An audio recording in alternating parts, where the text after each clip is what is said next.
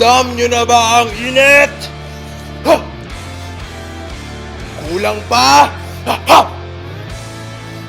Ito pa! Ha! Ha! Ha! Ha! Ako! Si El Nino! Kumanda ka na sa init at tagtuyot! Ha! Ha! Ako ang magwawagi sa laban na to! Yan na ba lahat ng kaya mo, ha? Huwes, tatanggapin mo ang lakas at hagupit na dalaw! Harapin mo ang bagyong mananalansa sa iyo. Ako, si La Nina, ang paniguradong mananalo sa ating dalawa.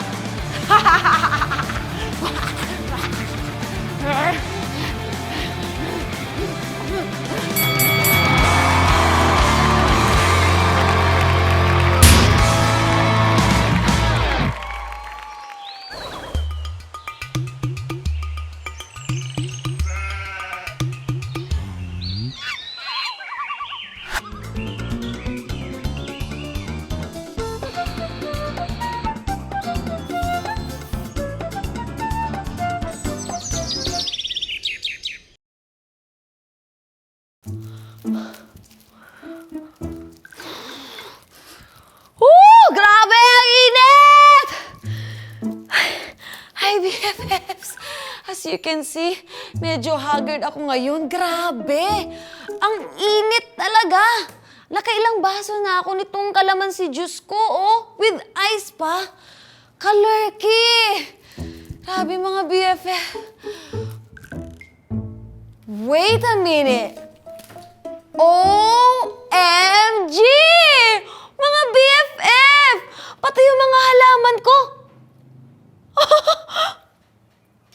Tuyo na rin, mga BFF! Teka lang ha, diligan ko lang sila.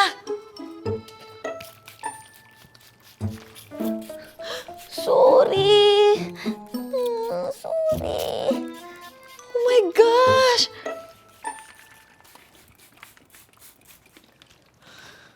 Mga BFF, bakit kaya may mga araw na sobrang init o kaya naman sobrang lamig? Napaka-complicated naman, no? Pero, don't worry. Sasagutin natin yan sa Eco Adventure natin ngayong araw.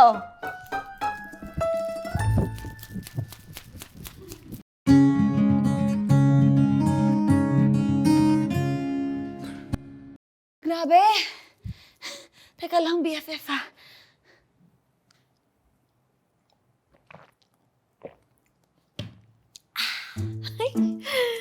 Ay, wait lang.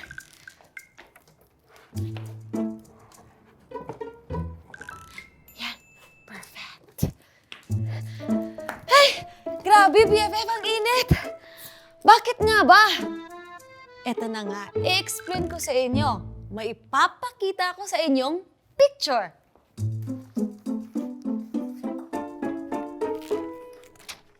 Ayan mga BFF. Kung makikita nyo, dahil sa sobrang init, nagkakaroon na ng pagbibitak ang lupa at naglalagas naman ang mga halaman. Yan ang epekto ng El Nino mga BFF. Siguro napapatanong kayo, Ate Maymay, ano po bang El Nino? Yan ang panahon kung saan nangyayari ang matinding tag-init dahil sa kakulangan ng ulan dito sa ating bansa. Ang El Nino ay maaaring maganap 1 beses kada 2 o 7 taon. BFFs, meron namang pangyayari o phenomena na kabaliktaran ng El Nino. Ang La Nina. Ito ay ang panahon kung saan tayo ay nakakaranas ng matinding pag-ulan na maaaring tumagal ng ilang buwan, maaari rin itong maganap 1 beses kada 2 o 7 taon. Pero dahil sa lumala na yung climate change natin, ang El Nino at La Nina ay nagiging unpredictable na mga BFF. Wala silang regular at exact schedule kung kailan sila magaganap. Mga BFF, nakakalungkot, no? Pero, meron tayong paraan para mapigilan ang mga ito. Ano kaya? Ay, alam ko na! Para tulungan tayong sagutin yan, tawagan natin ang kuya kong Wonder Explorer, Kuya Elijah!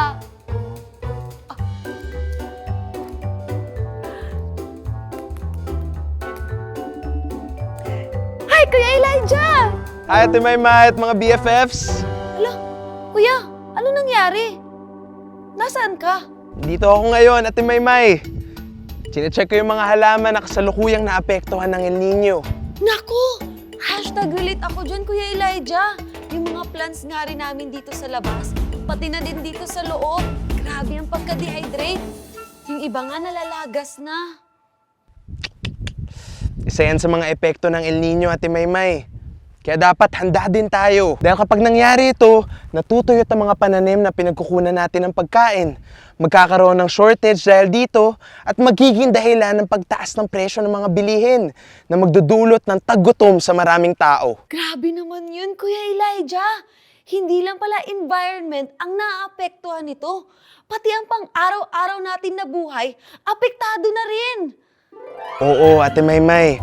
Kaya dapat paghandaan natin at alamin natin ang mga dapat gawin. Mapa-El Nino man o La Nina man ito. Agree ako dyan, Kuya Elijah.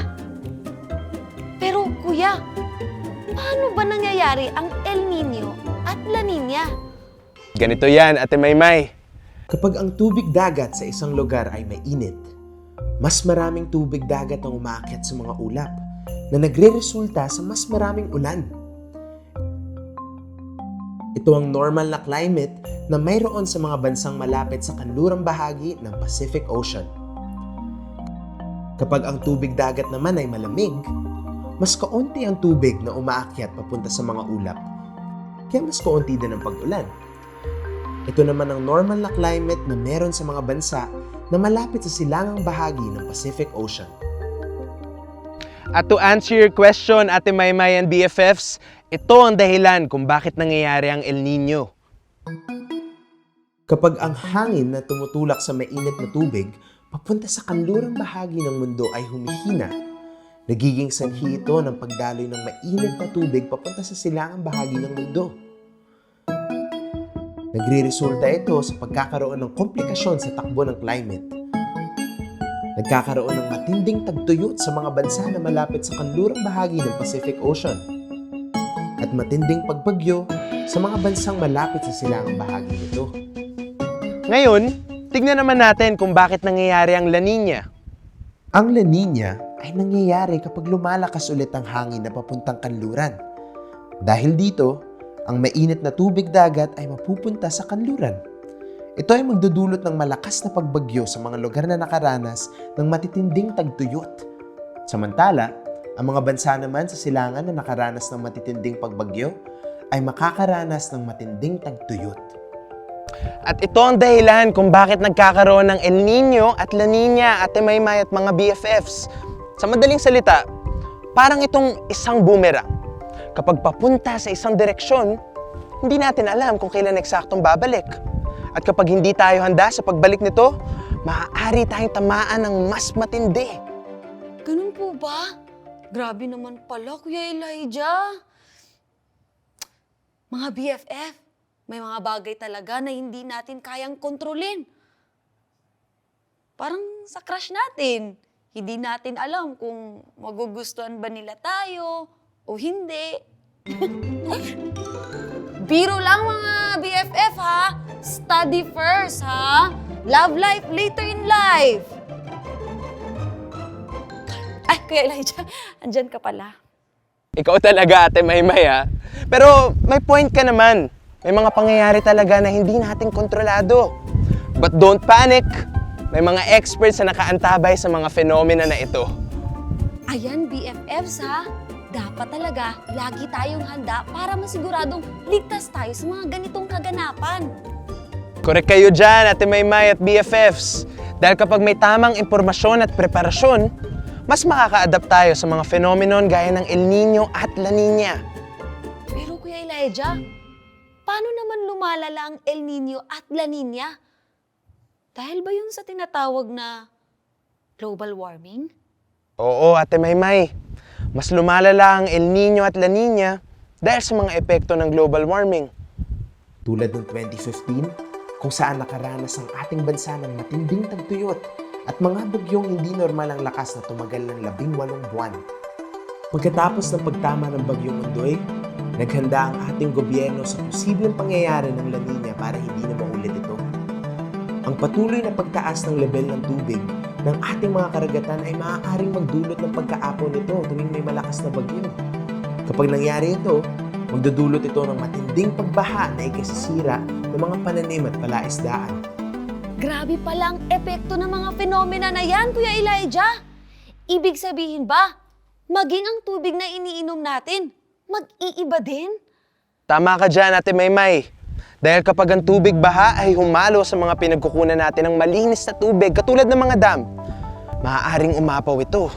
Mawawalan tayo ng mapagkukunan ng malinis na tubig at mauuwi ito sa pagkakaroon ng iba't ibang sakit. Oh no! Kawawa naman si Mother Nature, Kuya Elijah! Dahil sa climate change at sa ating mga tao na nagpapalala nito. Kaya nga eh. Pero, gaya nga ng lagi kong paalala, don't panic! May magagawa pa tayo para bawasan ang epekto ng climate change. Talaga po, Kuya Elijah? Sa paanong paraan po? BFFs, ito ang ilang paraan para ma-reduce o mabawasan ang greenhouse gas emissions sa ating atmosphere. Una, ang pagbabawas sa paggamit ng kuryente o pagkonsumo sa petrolyo. Ang pagtitipid natin sa paggamit ng kuryente at petrolyo ay makakatulong ng malaki sa pagbawas ng greenhouse gases dahil isa ang mga ito sa pinakamalaki na nagpro-produce ng mga mapanganib na kemikal sa kapaligiran. Ikalawa, ang paggamit ng renewable energy gaya ng solar energy, wind turbines, at hydropower. Ikatlo, ang pagbabawas sa food waste.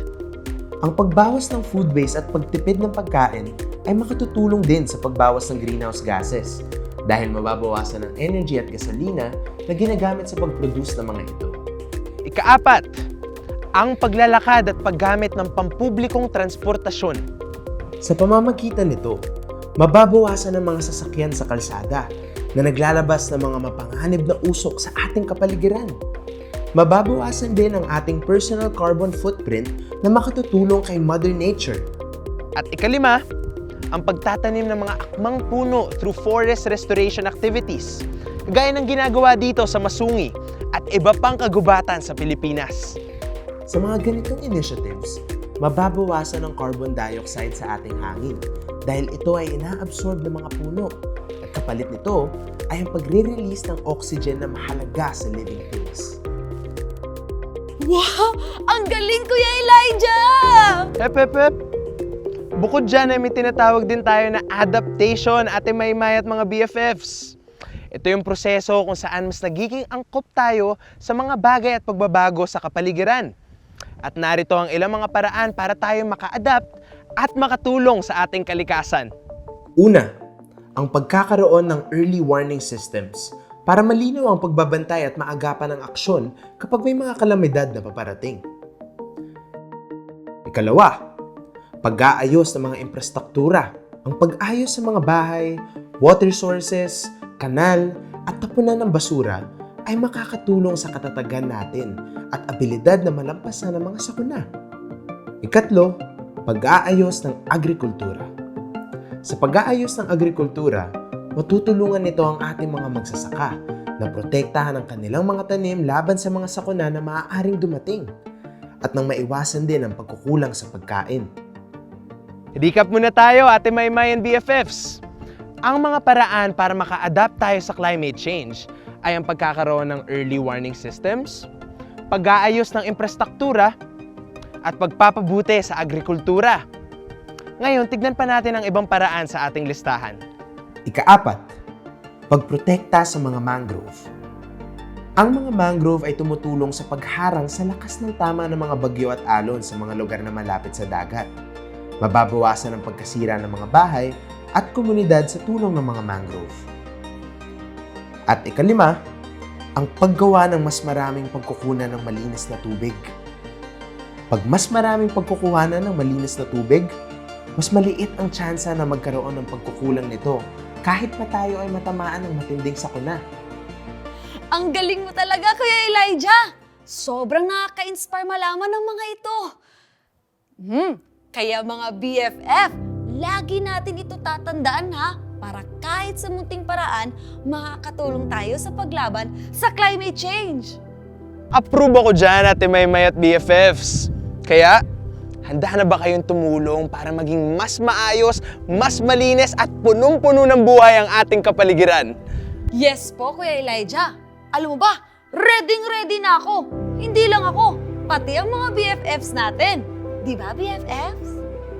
Kaya, Kuya Elijah, maraming thank you sa pagsama sa amin ngayong araw sa aming Eco Adventure! Walang anuman, Ate Maymay. Lagi akong handang tumulong basta para sa inyo ng BFFs natin. Ingat ka dyan at uminom ng maraming tubig para malabanan natin ang init. Salamat sa paalala, Ate Maymay at BFFs. Bye! Bye! BFFs, mahalaga talaga ang pagiging informed and ready. Kapag aware tayo sa ating paligid, alam natin kung ano ang dapat gawin para manatiling ligtas. Handa rin tayo sa kahit anumang mangyari o sakuna.